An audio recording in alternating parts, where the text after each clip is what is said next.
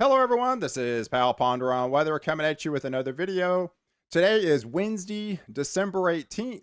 In today's video, we're going to be talking about a southeast soaker that's going to bring a lot of rain for you guys into later this weekend into early next week. So, before I do get started, if you do like weather related content, please subscribe to my channel as I will upload about 5 videos a week to keep you updated. All right, so let's get started. So here's an overall temperature map of the temperatures as of this morning, Wednesday. And we talked about that cold air going all the way down to the deep south. And in fact, 81% of the country is experiencing below freezing temperatures right now. And this cold air goes all the way down into the Gulf of Mexico.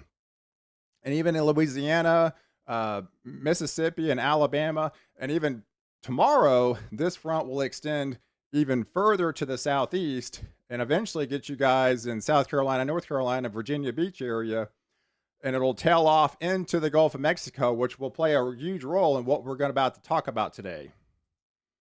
So if we look at the overall SOI index, now for my followers, I follow this religiously, and we're starting to see more elevated levels now. We had 4 days in a row of double-digit drops to negative. So this, like I said, this is going to teeter back and forth, activating the Pacific jet. So, and this is about a 1 to 2 week lagging indicator of kind of what to expect.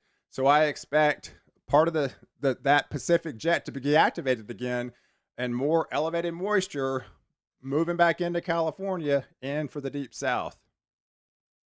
So if we expand the view in the latest European model, we talked about it yesterday, kind of that with the MJO going into the warmer phases is going to bring above normal temperatures for Christmas week for much of the United States.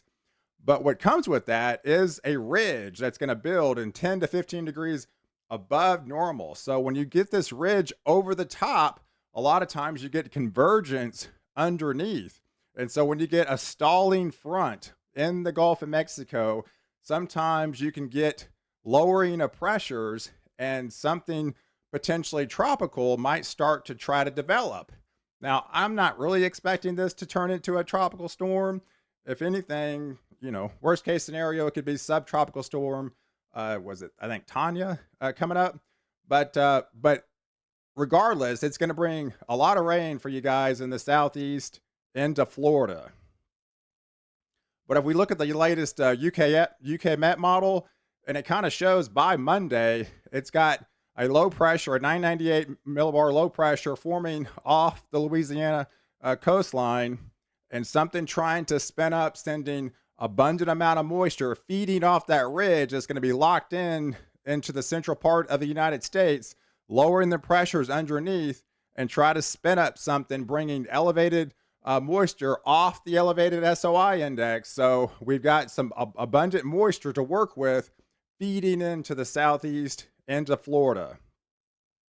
But if we take a look at the bigger picture, the year-to-date rainfall totals, and this will take you from January 1st all the way to December 17th. So we got 2 more weeks to tack on to the averages for this year. But we experienced a drought for the southeast when we're higher in September and late fall. So if this does develop, they could actually use the rain for you guys in the south and southeast. So, but if we take a look at the latest GFS model, it kind of gives you an idea of that lower pressure kind of starting to form by Saturday and developing into the Gulf and feeding moisture into the southeast into Florida. Now, an aspect that's going to come from this is the elevated winds. So by Monday, as this thing starts to develop into the Gulf, it's going to pump in a pretty good gust of winds of 40, 50 knots in spots into the Panhandle, into Alabama and parts of Georgia. So where you guys in Atlanta, you're going to experiencing 40, 45 mile per hour wind gusts by Monday of next week. If we take a look at the Weather Prediction Center of the water content and the rainfall totals, what they think is going to happen over the next several days, they've got a good 2 to 4, and some spots 4 to 6 inches of rain over that Sunday to Tuesday time frame. So more or less, this will form in the Gulf and kind of swing through Florida and swing and eventually swing out to sea, but be dumping a lot of rain for you guys in the south and southeast. If we take a look at the latest European model, it pretty much has the same thing. We've got a kind of a huge swath for the southeast dumping, 2 to 4, 4 to 6 inches of rain in spots from Sunday through Christmas Eve. So be looking out for that. If we expand the view, you can kind of see a two-prong approach. So we've got that abundant moisture in the southeast feeding off that low pressure. We've got the elevated SOI activating the Pacific jet, putting more moisture back into California. And this was always off the northwest flow, but now Southern California and Central and Southern California eventually is going to bring back more rain, in a week and a half from now. So, but in the central part of the country where we've got that ridge based on the elevated, higher, warmer MJO phases, this is propagating through the U.S. on Christmas week. So all this is high and dry over the ridge, and it's 10 to 15 degrees above normal for much of Christmas week, unfortunately. So if we expand the view, and the latest UK Met model basically has the same thing, shows the two-prong approach, all the moisture getting feeded into California, into the south and southeast. And even the latest GFS has the same thing. So we're getting across the board model consistency that this is going to happen, next week. And even the GFS model has the exact same thing. High and dry over the United States, elevated moisture down in the southeast, and bringing more rain off the northwest flow. And the same thing in the Canadian model. More elevated precipitation for the southeast, bringing more rain into, and they have the rain extended a little bit further south and into California, feeding in next week. And the UK Met model has the exact same thing, kind of expanding the view for you. But if we take a look at the December Christmas Eve temperatures, we've got those under that ridge.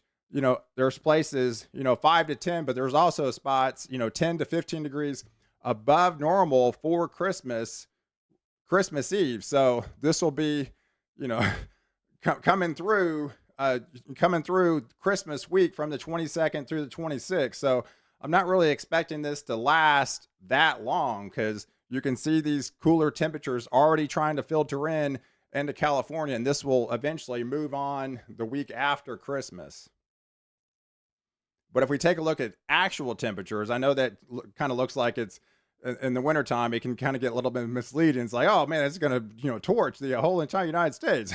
So this is what it looks like on an actual temperature basis. So we've got 60s to the south, 50s in the middle of the country, 40s to the north. Now again, Chicago average high is 34. So this is 43. So about 10 degrees above normal. So but where it's kind of picking up, possibly where that snowpack could still be, is in the lower 20s, and where this more snow is going to filter it into the northwest that we talked about on Thursday and Friday of this week. There still could be a lot of snow on the ground to give you guys a white Christmas. So it's actually kind of already, simulating where the white Christmas could actually be, is underneath here and underneath here, and it's picking up potentially snow on the ground into the northeast. But that kind of gives you an overall idea of how this is going to play out with that ridge and the low pressure developing underneath from Sunday to Tuesday of next week. So definitely like this video, and please subscribe to my channel if you found value, and please share with your friends on social media, and definitely catch me at the next video where I protect you before and after the storm.